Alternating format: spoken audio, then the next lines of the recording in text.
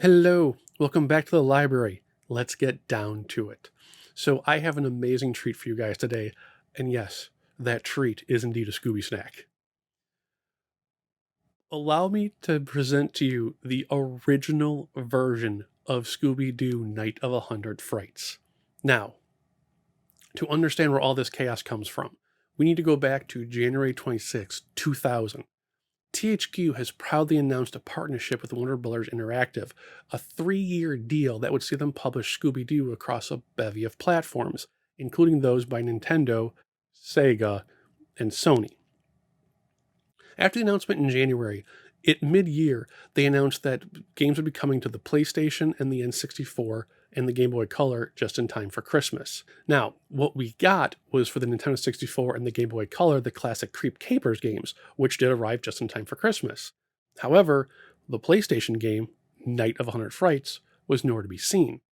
If you were to try and research the game at THQ's website, you'd basically find a single link in their main game listing and then go to a publicly facing literal blank page that just said, hey, something's coming soon. Within a couple of months, it disappeared off the website and no one knew what happened to it. Fast forward 2 years into this 3-year deal, and suddenly IGN's announcing how THQ will be bringing Scooby-Doo Night of 100 Frights to the then next generation PlayStation 2, Xbox, and GameCube. The original hardware would never be mentioned again. So what happened? Well, let's go on a journey. Since there's no title screen to worry about, here in the prototype you'll be able to just jump right into the game. The opening cinematic introduces us to Scoop Spaulding, a TV show host who has a very high level of fame and notoriety, and he wants to pass this fame on to Scooby and the gang, but specifically Scooby-Doo. While in the middle of having dinner, their conversation is interrupted by a ghoul, or at least a projection of one, as Fred calls out. It's discovered that this ghoul wants to challenge you and the gang and put you up against 100 of your previous arch enemies. The trick is that in order to get to him, you have to find 12 keys after he gives you the 13th one, and then Scoop disappears. So the premise of the game is for basically you to go find Scoop and the 12 keys. Once you get to the map screen, there are 5 specific stages. Some of these stages are actually based off of real Scooby-Doo I shouldn't say real, but real Scooby-Doo cartoon locations, and then others that were made for the game were repurposed into other Scooby-Doo games that did come out. The first stage is the mine stage, and when you go into the stage, you get a second cartoon clip that actually explains the area and potentially gives you a clue. Before we jump into the rest of the stage, we need to talk about the control and the actual game itself. The game is a full motion video racing game with health resource management. Bear with me. While the game can be played by 2 players, it's actually way more fun and interesting as a single player game, and here's why. A single player will actually control both characters at once. The D-pad will move them forward, back, left, and right. Square and cross will make each of them jump, and then triangle will have them jump into each other's arms. The L2 and R2 buttons will actually make them rotate clockwise and counterclockwise to switch sides. The reason the shoulder buttons and the leap in each other's arms button are important is because with the health management resource, if you pick up a food with Shaggy, Scooby doesn't get it. However, if one is in the other's arms, they will both share the food pickup split evenly. 2, if one of them happens to run out of health, they'll automatically leap into the other's arms and the person will carry them while you're trying to find health. The only catch is that the person carrying, their health will start to drop just a little bit faster to make things more interesting. With the stages, they're full motion video clips that you're running across, but with a nifty gimmick. Like the old game Sewer Shark on the 3DO and Sega CD, as you're running, the game will cue you to see if you want to go left, right, or straight on your path. If you choose left or right, in a very, very quick blip, the game will actually shift paths in the full motion video and send you on your way. And the reason there are all these alternate paths in the stages is because you're trying to find a whole bunch of items and somehow eliminate all the ghosts in the stage.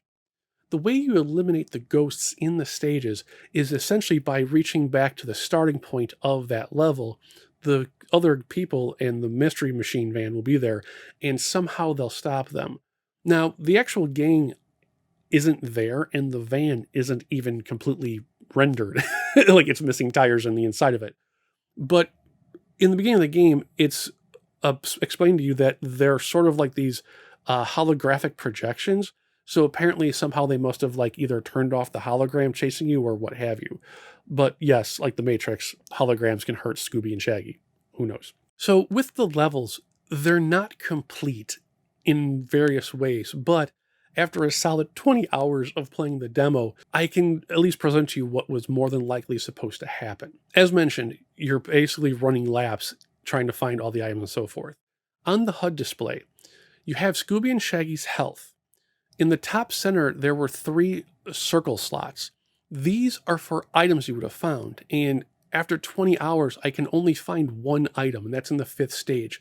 It's a bouquet of flowers that is literally not even on screen. It just happens to pop up as you run over its spot.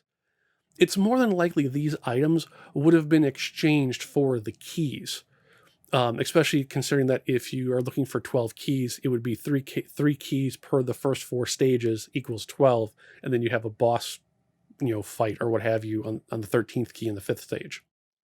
In the bottom left, that particular item is unknown. It's more than likely either the key tracking or possibility of lives. As in the prototype, you basically just get 1 health bar and that's it. If you die, it's game over. In the middle of the bottom bar are 3 squares. Each square is a slot for an enemy chasing you. When the enemy starts chasing you, the square will be populated with their face and then an arrow. And the arrow will change color based on how close they are to catching up to you and basically ending your game. As you reach the mystery machine van, they'll be wiped off the board and the number of enemies in the level are reduced until you basically get rid of them all. In the bottom right is where I'm assuming the boss character would be. So it's hard to explain, but of the few clue scrolls I could find in the game, which give you animations and so forth, in the lodge level, they mention a snow ghost. Now, if this snow ghost was the last character you'd have to outrun in the level, that makes sense. But what's weird is not all the villain images apparently were finished, because sometimes instead of the villains appearing in that bottom right circle, it would be like a potentially items you're supposed to find, like a magnet or a bone or what looks like a roll of toilet paper with a weird red arrow coming off of it. It's assumed that the 100 frights would equal 100 enemies in the game. And I think there's probably a good 20 or so at least in there. But what makes it weird is the enemies don't seem to have a specific pattern. And what I mean by that is, in my constant playthroughs of getting the B-roll for this episode, the same spot on the map could produce almost any villain. And it's just really weird. I'm assuming there would have been specific characters per stage, but here in the prototype, it seems like it was basically just load whoever's next available in the slot and have at it. A lot of the enemies also don't have animation. They're literally just like a statue as they float around the screen coming after you and so forth. What's also kind of funny is that they weren't programmed into the paths of the game. Half the time the game ends with this prototype is because the villain quite literally just comes out of nowhere and dings you.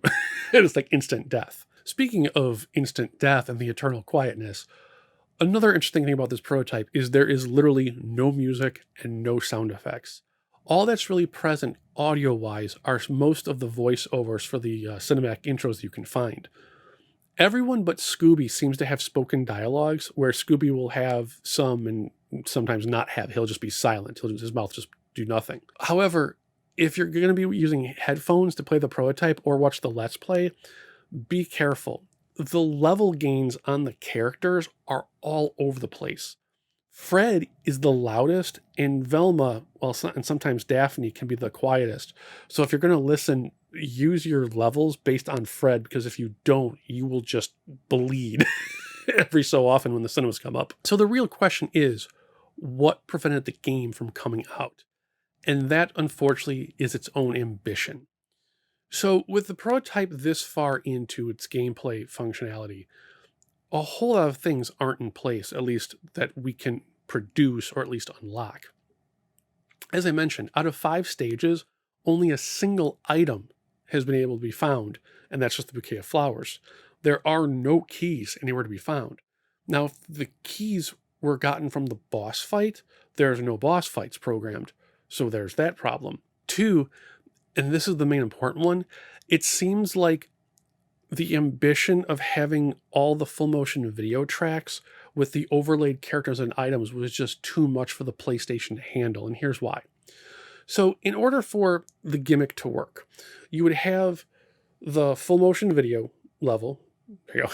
You'll have the full motion video level. Over that is an invisible layer of hitboxes. So like the chairs you'd have to jump over, or the walls you'd have to dodge, or the hallways you can't like touch as you're running. Then on top of that would be Scooby and Shaggy, and then on top of that would be all the villains and the items you can have and so forth. It seems like there's an issue in the way the RAM is used in the system, because one of 3 things happens. One, the hitboxes become desynced with the stage. If you watch the clips, you'll see Scooby and Shag suddenly just trip over nothing or act like they're running against a wall, even though there's no wall there. 2, the PlayStation can't load the next FMV footage, so it freezes for a second, but while it's trying to find that, all the items are running past you as well as the characters coming in, and the game ends up crashing because it doesn't know what to do. There's just too much going on. And 3, it seems like the enemy randomness might not have been figured out, because even though it only shows 3 slots for 3 enemies, I swear to you, on a run, there were at least 5 characters on screen. And another part of the problem, the characters hadn't been properly mapped height-wise. So like in the middle of trying to run through a tight corridor or a house hallway, all of a sudden 5 enemies would be in front of your camera view and you can't see squat, and you end up dying because you ran into a wall and they caught you. What's sad is with how much they still had to do and be put into the game, I think it really would have had a chance. Like, just like in Superman, the important question to ask here is, did we lose something of value? And in brutal honesty, my first couple of playthroughs, I was like, wow, this is terrible. I can see what got canceled. But then, like, every next loop I got, completing a loop and realizing, okay, that's supposed to happen.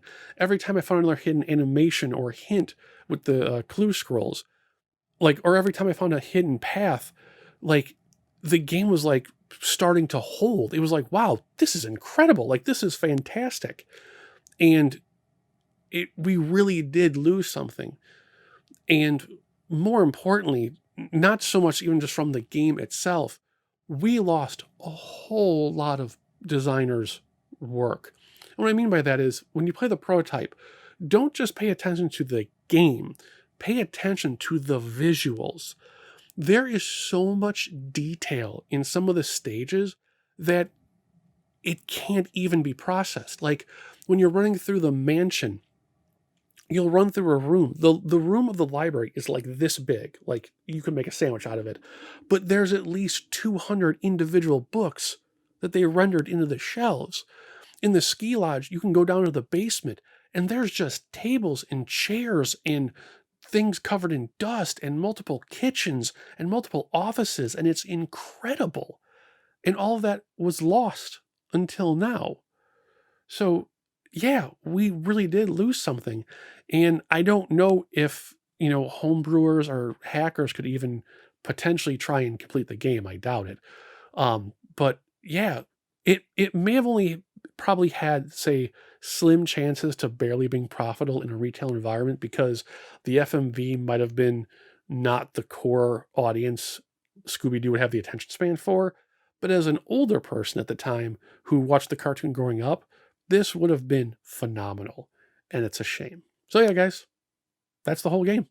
It is 5 stages. However, the 4th level is permanently broken. You'll get like a minute in and then it just crashes. Of the stages, the fifth stage is ginormous. Like, you can actually go into a theater and a video store and this weird museum thing, and there's a TV, the TV. Actually, I didn't think about it till just now. The TV studio is Scoops. Is Scoop Spalding's studio. They have an alternate path where the stairs crisscross, and it's like 2 stages within the stage. Like, it was absolutely incredible. And if you can actually get the game to not crash on that one particular path, you'll actually see the in-game ghost boss character, which is pretty cool. But I've yapped enough. Go download the demo. It's in the link down below. If it's not in the description as of this video, just keep checking back. I'll post it once it's ready. Thank you so much, guys. Enjoy the prototype. I'll see you next episode. Take care.